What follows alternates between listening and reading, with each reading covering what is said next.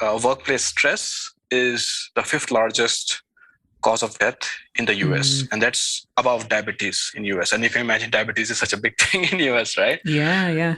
So clearly we have been doing things wrong way before the pandemic, and pandemic just highlighted, right? I call it as a pandemic as the low tide event where, there's a lot of stuff hiding under the high tide. And when the water retreats, then you can see the It all patterns, comes what's to the going on. surface.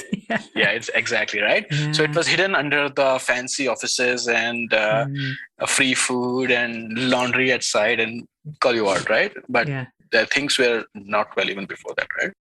The number one reason why employees are leaving their work or resigning from their jobs, well-paying jobs, I might add, is because they lack a sense of belonging. If there is no community, the concept of community at work, they don't have a community to belong to, right? So how would they feel this sense of belonging? So that is the key message of the book, where you can reimagine the organization as a big community or a bunch of smaller micro communities, because the smaller communities are much easier to maintain. But the company itself is a bigger community, and that company includes the employees, but also the customers.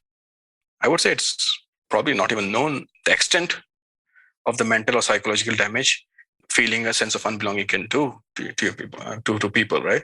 And I think it's absolutely okay to walk away, and you cannot really control the behavior of other people, right? You can only control your own behavior, your own values, right? And I think I'm a firm believer that a toxic behavior spreads like a virus, but so does good behavior.